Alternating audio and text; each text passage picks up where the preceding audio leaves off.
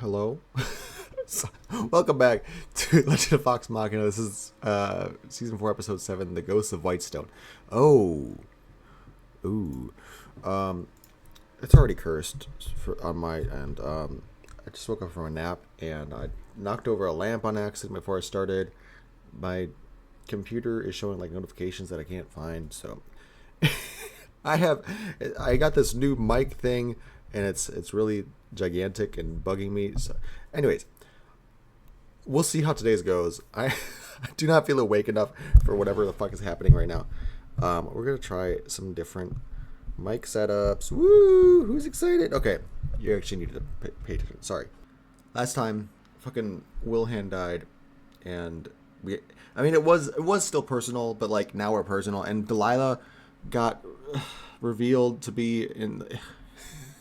We need to start this episode. Really, Vex, I'm fine. No. Oh. Just need to check on the orb containment field. Absolutely not. But No buts. in my defense, you were the cause of most of those sleepless nights. I mean, sir. Okay, interesting. I do know one spoiler. I don't know if it's this episode or sometime in this batch, so I'll point it out when it happens. I like to point out spoilers that I know, just to be transparent with y'all.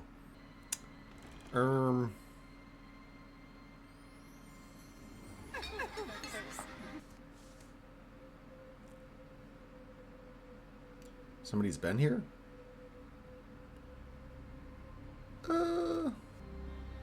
Oh, God. Oh, God. Hello?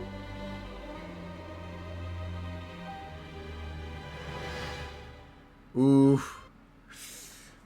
Transition into the intro music is crazy. The build up into the intro music. Oh, God damn. I didn't know it was that bad. It's really not so bad. Only hurts Boy. when it spreads. Look, like it or not, the matron has a reason for everything. End your coitus and clothe yourself. There's trouble afoot in Whitestone. Sir. At least now we know what we're looking for. Do we? Fucking Briarwoods. Will I ever be rid of them? Well, about that. Oh, my. Oh, hello. Why? Why do we have artwork like that in this corridor? It's crazy what Love will do. Love. Well, she built all of this to bring back her husband. Obviously, the murder and apocalyptic insanity was... It's not a great look. Interesting perspective from Keyleth, obviously. Just hello. Shit. Hello. No stone unturned, no shadow unlit. Oh, listen to Trinket. Escapes the attention of Tyrion. No. Boy. Escapes the attention of Tyrion. Ah! Boo. Why are you here? What is all this? Some sort of laboratory. Hello. For what? Back. No, I'm fine. Percy needs... Yep. I was like, there's a lot of empty space on that screen. Fuck. The fuck? Oh, is that like a Silas clone? I don't know. He just visually he looks a little bit like Silas in the face. Vax! Oh no! Oh hell no! Why do we have this horror episode right now? That's bad. Oh, That's worse. what the fuck is that? Let's do it. Yeah, it looks like Silas. Silas. Yep. Okay, I'm not crazy. I'm not crazy. Percy? Put some light on. Thank you. Hello?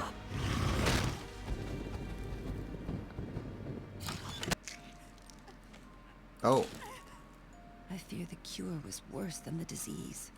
His instincts are primal. I wonder if season 1 Silas is different than, like, maybe it's not actually this Silas. A necrotic rite that can Remove a divine curse. Oh, girl. Vax. Please. I'm sorry. I'm not here for you. I'm looking for... My mistress. Who? The witch inside my head. And can't quite forget. Okay, Marisha is Voice doing... won't let This is me. the spoiler I know. If you Marisha is help me doing find great. My brother, maybe I can help you.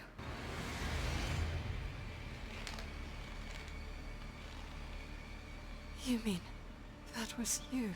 Then... Oh, gods. Oh, God. Ah! Vexalia! Why do you have his head? Kill it! Okay. You are literally the only one I didn't fall for. You right? Exactly. Apologies. Ah! But I am.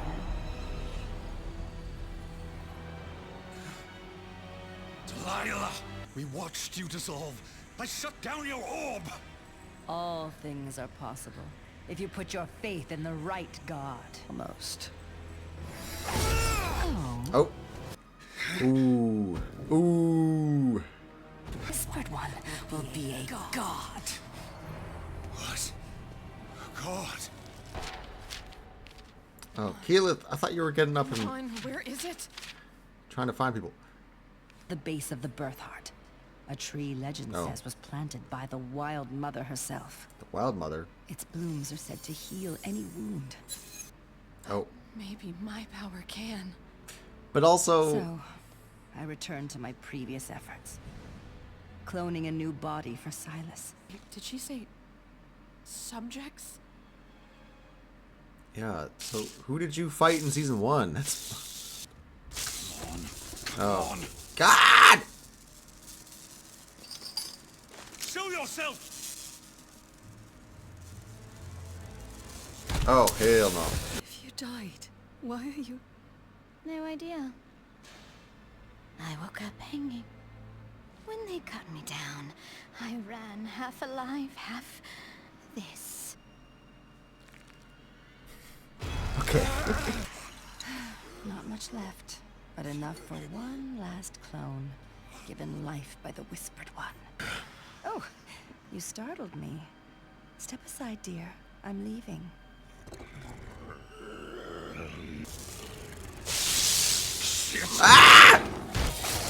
Oh my gosh. This episode's really good. Okay. We have a lot to talk about at the end. This episode's so good. Now it's your turn to fear me. Why does Percy go so hard? No, you don't mean that. No, please don't. Oh! Ah! Gotcha! She loves doing it. Oh. Isn't that easy? Delilah. Ah. It's all right. She's a friend. And I killed Delilah. No, you didn't. She's one of them. Okay. I was gonna say, like, that was Finally, too I've easy. had enough of our reunion.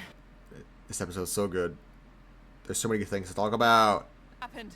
Delilah Where's must have Terry? been fail-safe. Tyrion's buried under there, right? Wait, she's here? Okay. I think it's under there. You don't recognize your own bear? Aw.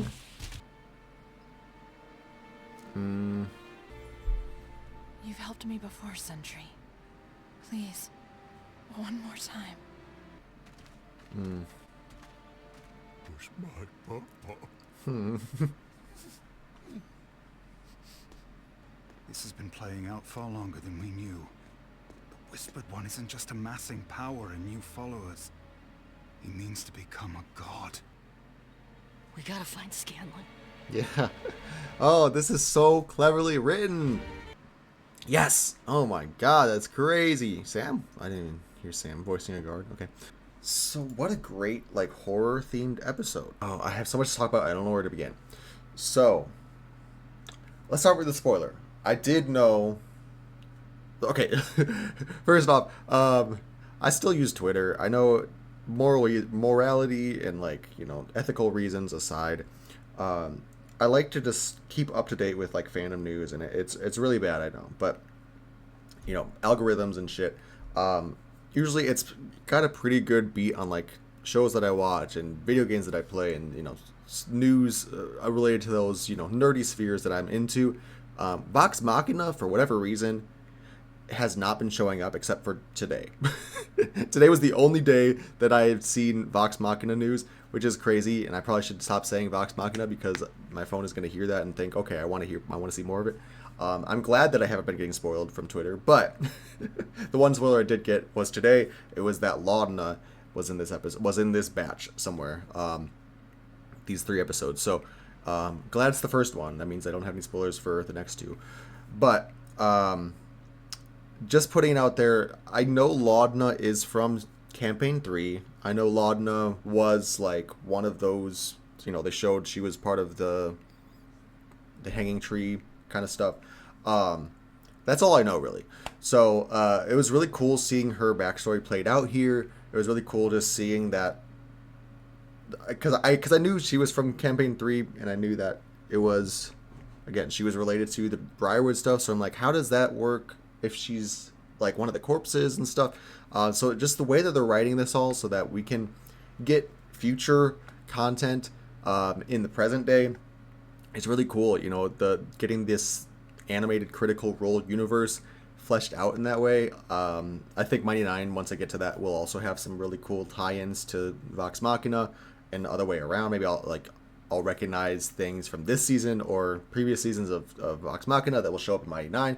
So it's just awesome that Critical Role has come to a success point where, yes, they've done it in the campaigns of like interweaving their player characters from different campaigns, but just seeing how it all plays out, chronologically in this show is awesome.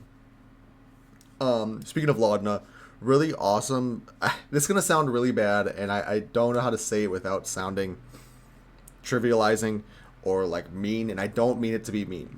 Okay, but Marisha, such a great performance from her. I feel like when we talk about the voice actors in this, I mean, in the cast in general, but in, Vox Machina themselves, the main cast, I think a lot of people recognize Laura Bailey, Travis even, Liam is very prolific, Matt Mercer is very prolific, Sam not so much. I don't want to belittle any of the cast. Like, I think they're all great. Obviously, Ashley, Travis, just gotta say everyone at this point, Tellison, but they're all great. But I think there's levels to their popularity. Like I said, I feel like Liam, Matt, and Laura are kind of the more prolific voice actors in the cast. Travis is obviously there as well.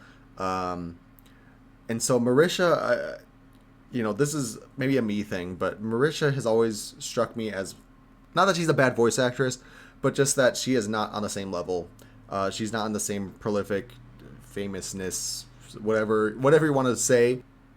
And again, I just don't know how to say this without sounding a certain way, and I don't mean to sound that way.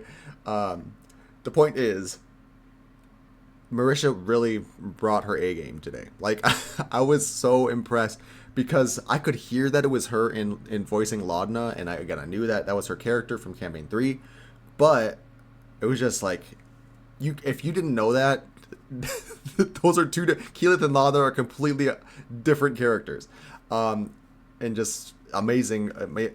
Maybe I'm bringing too much attention to it now and trivializing it, but amazing performance from her. I really hope we get to see more of that.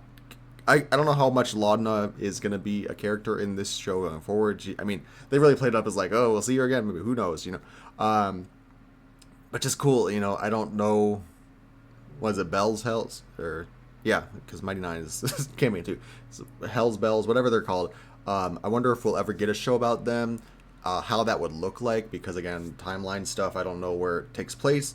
But just great performance, and I'm glad that they included her in this episode. Going more overall for this episode, I like the psychological aspect, the horror aspect. I'm always a fan of the episodes that they do in this show, but also just, in media at large. But the episodes that really dig into our characters' ghosts and like their traumas, their fears, playing up the horror element for this episode was awesome. And yeah, I don't know, it was so cleverly written to delve into past, like bringing up season 1 villains, but also making them current villains, and how it just makes sense. It was really awesome. It makes me wonder I mentioned during the episode, is the Silas we see in season 1, is he one of the clones? Is that the original Silas? I maybe I'm just too stupid and didn't understand it, but the way that, you know, we had discovered through the diary, Delilah's diary about what happened, to me it sounded like original Silas that she made into a vampire. Too feral, much more feral than the one that we saw in season 1. So I was thinking maybe maybe that one, the original whatever that she turned into a vampire, is not even, he disappeared, or like he became the original clone that we see in this episode, and that the one that we see in season 1 was more just like some other clone. I can't keep saying clone, but I was just curious, like who is the season 1 Silas that we saw? Not that it really matters in the grand scheme of things, you know. The point is that Silas is a clone. We can see him come back as we've seen here, which is awesome. Seeing him as like just I don't want to sound this way, but seeing Percy's trauma played out was really cool, because I feel like he's not that he's been like stagnant or anything. I've been enjoying later seasons, whatever. I feel like he's also not really had anything motivating him necessarily. But then again, like, he was dead for half the season last season, so maybe that's why I'm like, he didn't really have a character. Either way, it was just cool to see him sort of get a personal stake in this now. It's like, okay, yeah, the Briarwoods are back, and seeing that, you know, play out, because that was his tormenting for so long back, you know, prior to season 1 even, and then season 1 kind of being his catharsis of having to deal with them. But the fact that it's still ongoing in current day is really interesting to me. Keyleth discovering the diary and this divine cure or whatever. I really like that parallel. It was really smart to have her kind of, I don't want to say sympathizing, but, you know, being able to relate to Delilah in like wanting to cure her love of whatever disease it is, going to any means necessary. I don't think it's a tough thing of like, do I trust Keyleth enough to be able to do it without being, you know, do this cure that Delilah was discovering without it being some corruption? Based on past seasons of like, the whole thing is we gotta trust Keyleth sometimes, have faith in her. She needs to have faith in herself. I do want to, but it's from a dark place, you know. She's getting the recipe from a bad cookbook. Do I trust that she will be able to make the recipe pure? I want to. I really want to, but I'm also like, yeah, it's just coming from the horse being Delilah, you know, coming from that mouth. I don't know if we should trust that, you know, this cure will work, will come without repercussions. But it's really interesting that they are playing that angle up. Can't wait to see how that, if it does involve this season. It feels like that might be a season 5 thing of like, okay, go ahead and plant the bud here in the sun tree. We'll come back to it later. I don't know how much later, so maybe that's why I'm thinking like a season 5 thing. Yeah, just really great episode. I mean, I really don't want to sound like I'm belittling this show, because maybe I'm just, maybe it's just because I woke up. Like I prefaced at the start of this episode, I just woke up. But I really love this episode, and I can't wait. I think the thing was, episodes 4 and 5, you know, the start of a batch felt very like, I don't know what the fuck's going on. Why are we here? What's the point? Whereas this one, kind of immediately I got it. And I don't know if it's just because we're farther into the season now and like I understand where we're going, or if it's just the writing specifically in this episode, the writing, directing, however you want to put it. The production on this specific episode was really good. But either way, I just love this episode. So good. Can't wait that we're going to try to find Scanlan. That's kind of the next thing of like, yeah, we need Mythcarver, and Scanlan has it. So I'm really curious if he's going to be like a one episode, I don't want to say cameo, but you know, is he going to come back for like just the one episode? Is he going to, you know, once we do find him, is he going to be like part of the team again? How is that going to work with Scanlan? You know, where's his headspace at? Because he obviously skipped the coronation. He's obviously not keeping in contact with anybody, it seems like. So like, does he not care about the rest of Vox Machina? Not that he doesn't care, but you know, is he having you know, a conflict with them that is one-sided because the rest of the team doesn't know, or will he, you know, is it just like he's been taking the time just with his daughter and kind of, you know, it's slipped his mind kind of thing, you know, out of sight, out of mind, ignorance is bliss. He just doesn't know what's going on. I'm curious to see where Scanlan's headspace is at and how much he's going to be in this season going forward, but also this show going forward, you know. Very cool. Anyways, I don't have a lot more to say. I butchered my way through my points that I want to talk about. Thanks for joining me. Leave your thoughts in the comments below, and I'm excited to see what happens next episode. See you then.